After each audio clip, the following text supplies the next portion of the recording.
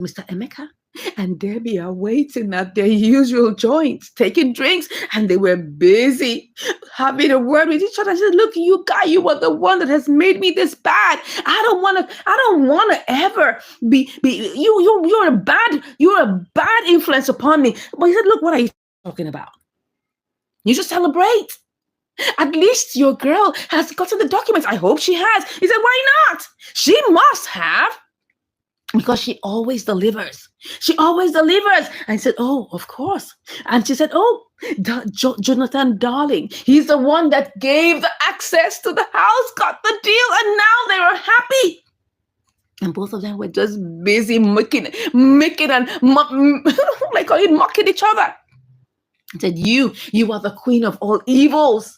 You were the one that before you came into my life, I was a good boy. I was a good guy. But now you made me get into this evil. And I said, "What are you talking about? Even you're bad influence. If I lose and don't make heaven, you're the reason." He said, "Don't worry. Everything will turn out right." He said, "You are a big and bad influence upon me." And then, of course, they now see Cheta come in.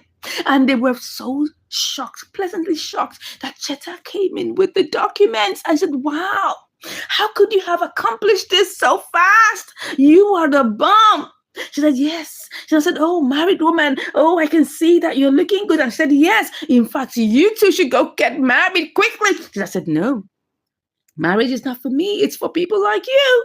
That she can never, ever be caged in a marriage." And I said, "Okay, all that talk, no problem. You should go try it out. You will enjoy it." And then she said, okay, let's get into the matter. Where is the document?"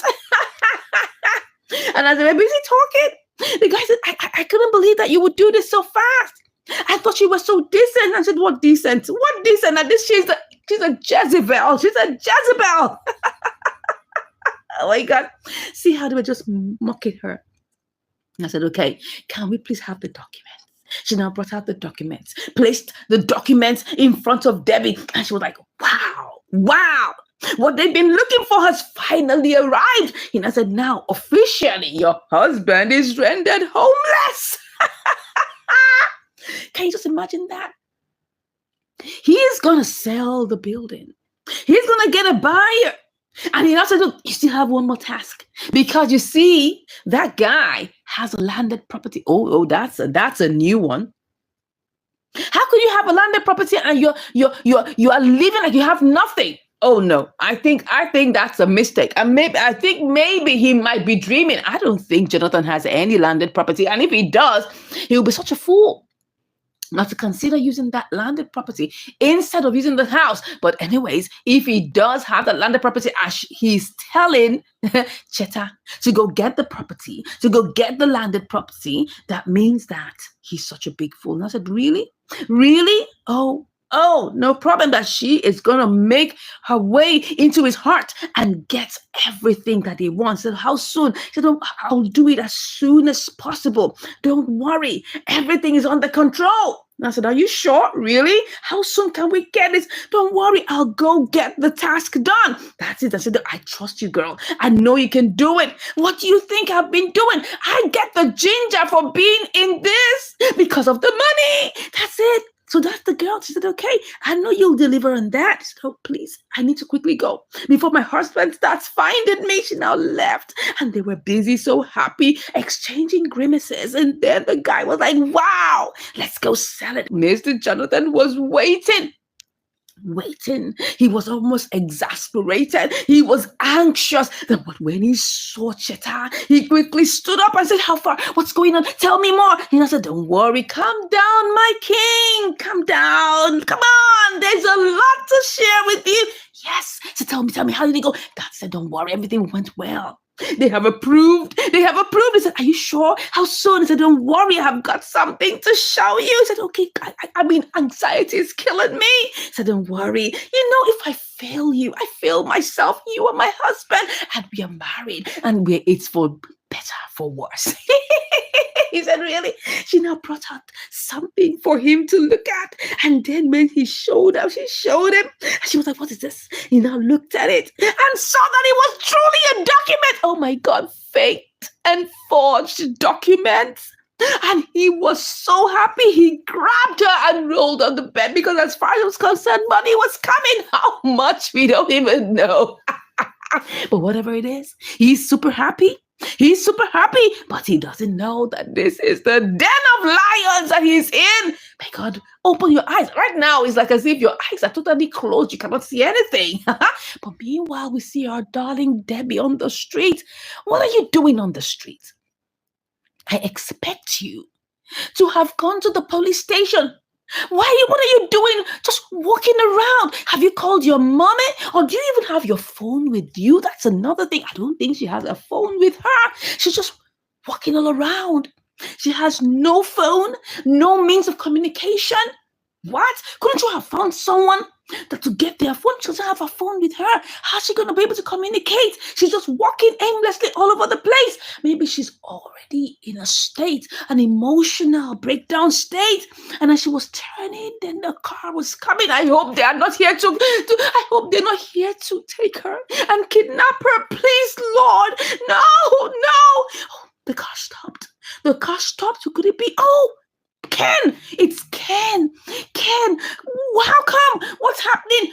Why did you get to see her? I don't know. Are you coming from the club or something? This is the dead of the night. This could have been around 11 p.m. or close to 11 or 12. And he was coming. Where are you coming from this late? And you now barged into bed. Could this be a twist of fate? Could this be... What could this be? Anyway, this is someone that can help her. He was not saying, what's going on? What are you doing here at this kind of time on the night? And she now told him, my father and his wife have taken the documents from me. And I was like, what? What did they say? What did you do? I said, well, I don't know, but they just want to take it and then they want to go mortgage the house. And I said, what? How could your father do this? Oh, Jonathan, I told you not to try this out and you still went ahead and did it. Can't you see that you was totally irredeemable? The guy was so pained. And I said, okay, well, now that you've said that, I need to take you home. I need to take you home. I said, no, I'm not going back. He said, no, you got to follow me. You have to follow me. They must be looking for you. You need to come with me. Whichever way, I'm taking you back. I'll talk with your father. He now took her into the car. And he was like, what? What kind of human being is Jonathan? What kind of person is he? He now went into the car. It's so painful. I can't believe it. And all because of this woman who has come into his life to be the thief of his joy.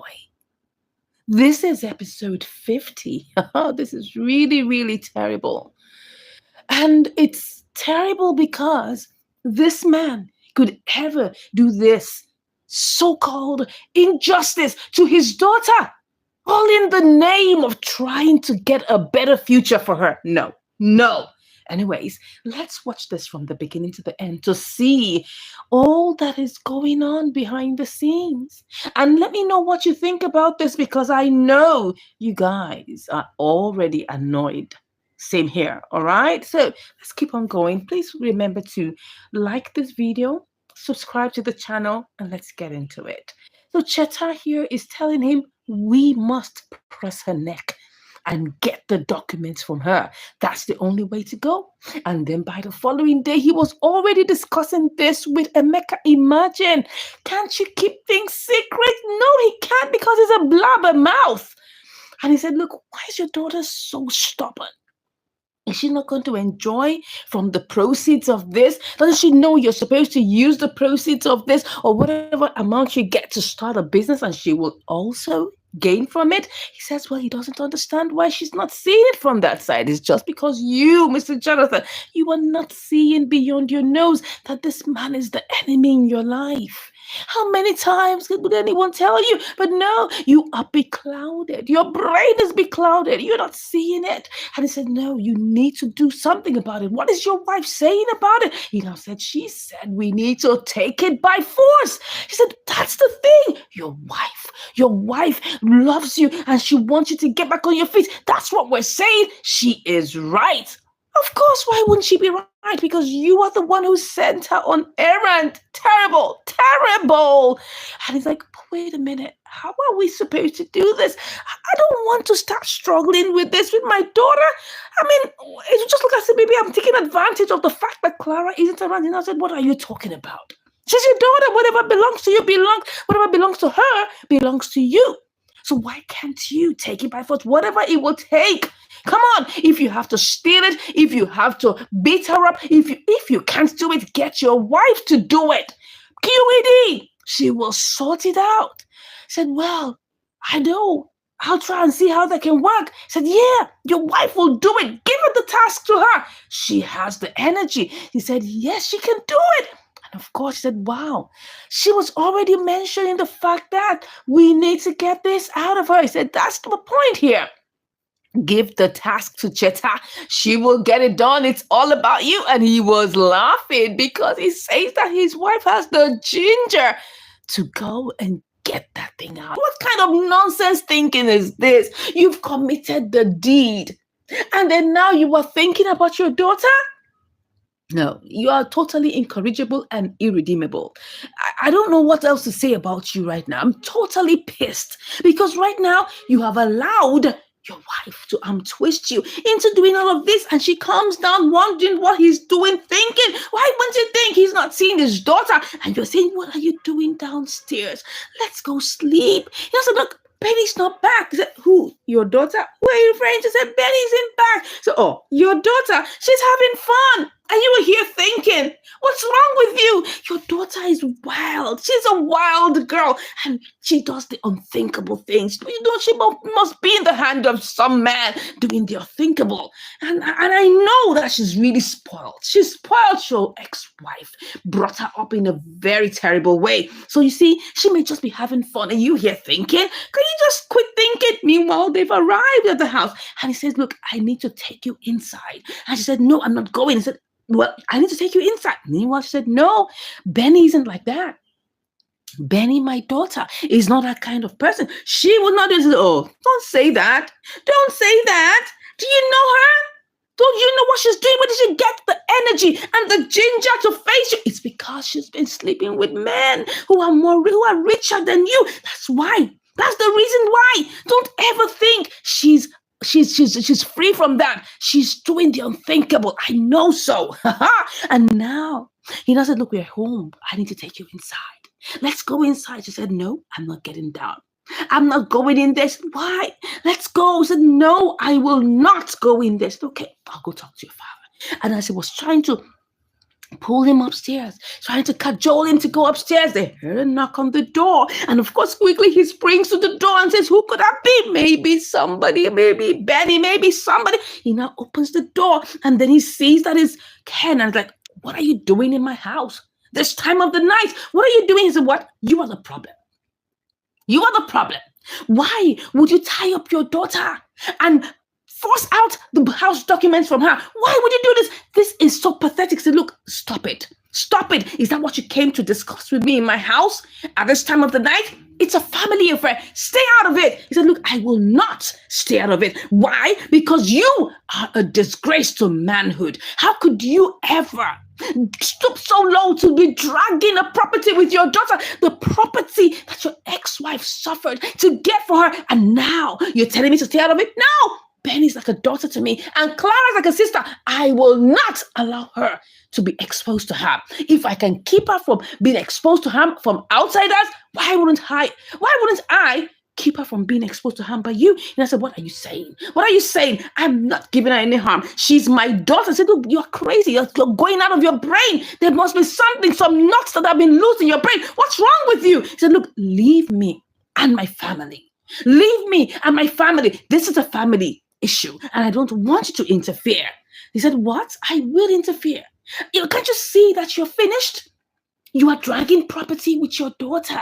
What's wrong with you? You're totally a finished person. You have never done anything right in your life. Are you her next of kin? What nonsense! And he just shut up, guy. Whatever they may call you, Ken, or whatever you may be called, how dare you come into my house and talk to my husband anyhow? And I said, what? I'm not going to glorify you with a response, because I can see that both of you are silly. Both of you are losers. I can see both of you losers and working together in greed. That's all I can see. He said, oh, go back to your family, even if you have, because I don't even know why you were walking around at this time of the night. I mean, which responsible man who has a family will be out this late. I said, I don't have time to discuss with you. All I'm just saying is that you were senseless. You cannot even advise your husband not to do this. So that means even you're in it. It shows that you're selfish, you're senseless, you are not in any way wise. If you can put your mind and agree with this kind of plot and plan, I am so ashamed of both of you. I said, well, don't just stay out of my business. Just stay out of my business. I said, look, as far as I'm concerned, I don't have any more to say. He said, look, it will be terrible if I find out that my daughter is staying because I know you are a molester. He said, I have nothing to talk about with you. Nothing to talk about with you. I will not stand here and allow you to talk to me anyhow. You think you can begin to harass me and talk to me anyhow? No way. I will not allow that happen. You better go ahead and do whatever you want. That's your business. He now locks the door and goes out, and he was like thinking.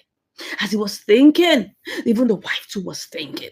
Meanwhile, Mr. Ken was telling the ladies that, Benny, we need to go inside. Your father is waiting for you. Please go inside. She said, no, I will not. And then they sight Mr. Jonathan. And when he comes to the door, he says, Benny, you're here. Oh, please, let's go inside. She is not listening to him.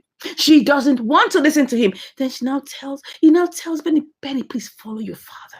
Follow your father. I said, I am not going into that house. I will not go into that house. He said, don't worry, Benny, please come. And I said, look, if you do not go with your father, that means I have to take you home. He said, what? Take her home for what? You want to go and molest her? I would not allow that happen. I said, oh, you're just so pathetic. And I said, Benny, please come. Come home and come along with me. And she refused. Let me tell you what's going to happen in episode 51. This girl is definitely not going to go inside. She's going to go with Mr. Ken. And then they will now call out to Clara to tell her what has happened. And they will go ahead to get that document blocked. That's what's going to happen. And these people are going to be put to shame. I'm telling you, let's watch out for that. Because Benny, I don't understand the reason why she didn't go to the police station.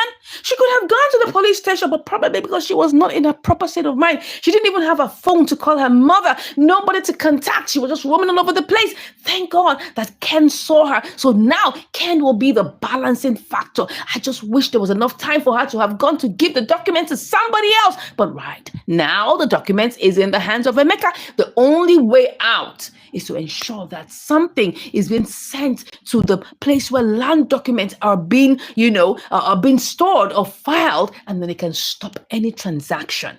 Yes, that is what I'm hoping that will happen. And you see, the truth be told is that it could even be a fake document. And maybe the mother said, this is just a photocopy, but the real ones are in a safe. I hope that could be what we should be expecting to see in episode 51. But right now, this is a very sorry case. All I know is that Benny isn't going inside there with them.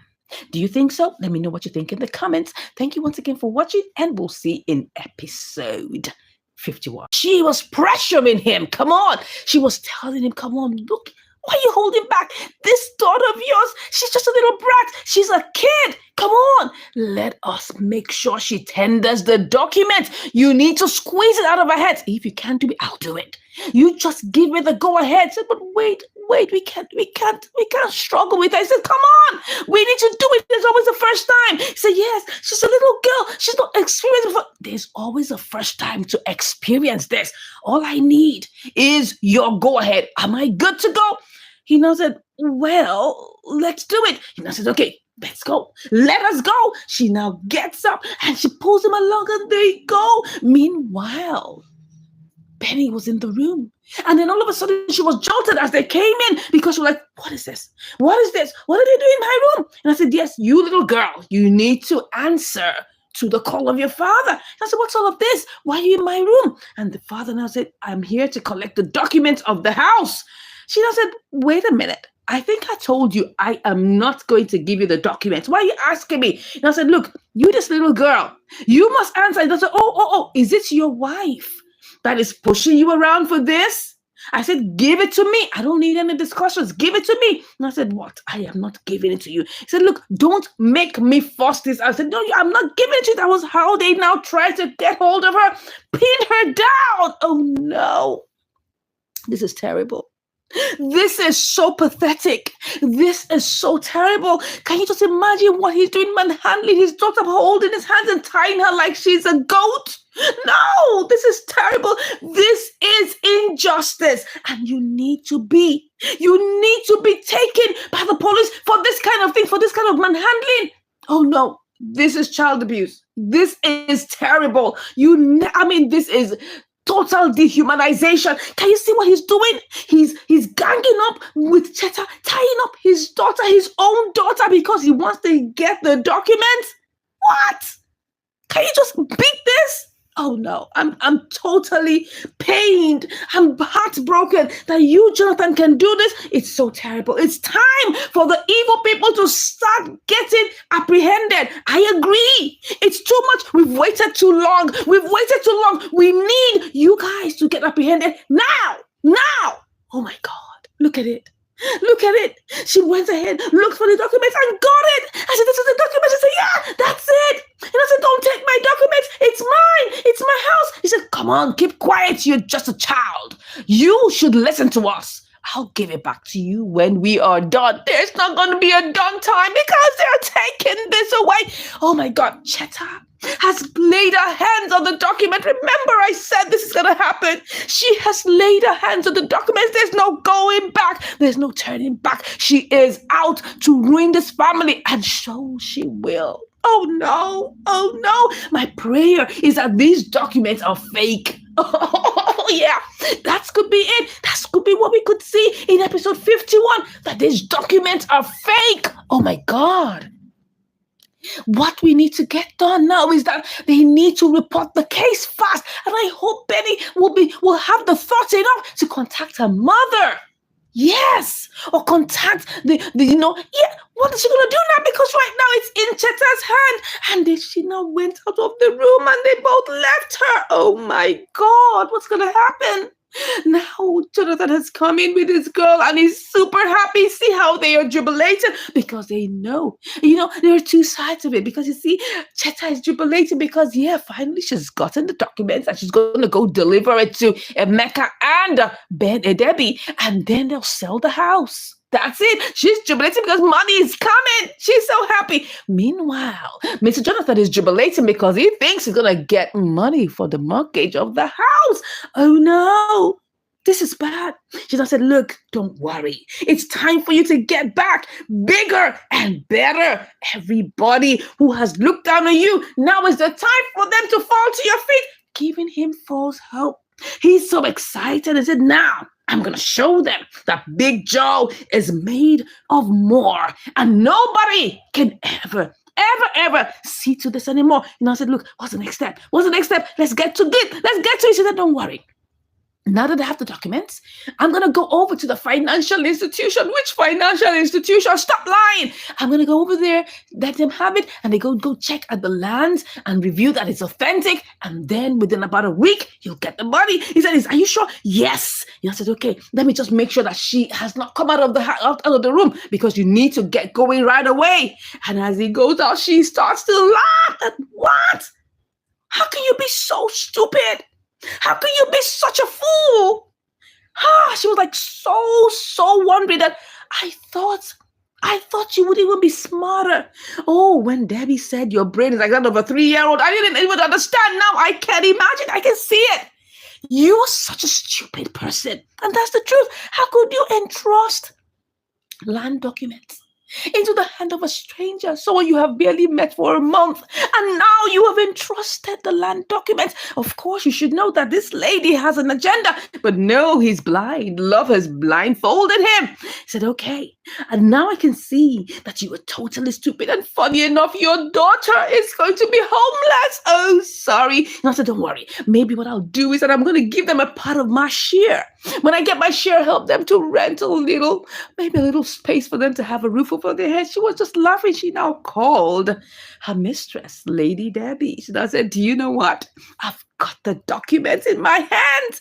Meanwhile, Lady Benny is still, soaked in sweat, soaked in pain, soaked in tears. And imagine her father was at the door telling her that, sorry, Benny, I'm so sorry I had to do this. And she was like, someone help, somebody help me. Can you help me? Come and tie me. She said, I can't untie you now. If I do, you'll spoil the plans. Look, I had to get it by force. You did not give it to me when I asked for it. Now I got to get it by force so that everything, when I get this business done, you're going to profit from it. You're going to enjoy it. So look, we need to, once Cheta is out with the documents, I'll untie you. What nonsense. What pain. What insolence. What bitterness. That's terrible. This is the height of it. How do you want your daughter to be able to look you in the face and forgive you? This is so unbearable. This is torture. How could a father do this to his own daughter? This is painful. Totally painful. He now quickly comes down, starts to hurry Cheta. Come, let's start going. Please take it now. No. Please, don't waste time. I need to untie her. Can you please be on your way? She said, no problem. I'll be going right now and I'll be back. Don't worry. Wish me luck. And now he goes back to quickly go to where his daughter is. And she's actually seated right now, painfully looking. Because she couldn't even ever expect this from her father. That her father would ever do this to her. She cannot reconcile the two. She can ever think in her wildest imagination that her father would do this to her. He comes in, goes quickly to her back. As he was trying to untie her, he was telling her, I'm sorry. I really am sorry, but of course, what do you expect her to do? Just get me out of this thing fast. As he just loosened it, she just took her hands out of the place, pushed him, and ran away. Oh my God. As she ran away, she ran down the stairs. Where's she going? She doesn't even know. The father was running after her. Why is he running after her? He doesn't know what she's doing. She now runs away. She runs far away from the house. The guy runs also, can't get her. And then he's wondering, where did she run to? Where did she run to? He goes back into the house because he doesn't know what exactly has happened. He doesn't know. But of course, Benny has run away from the house. She has escaped from her captivity. And maybe one or two things may happen. Maybe she will go report to the police. Or maybe she'll call her mother. I hope she does something. I hope she'll be able to call maybe Hanks or her mother or whoever to get them to stop this evil deal, to let them know at the place where it's registered that no, you can't get it sold because this is terrible.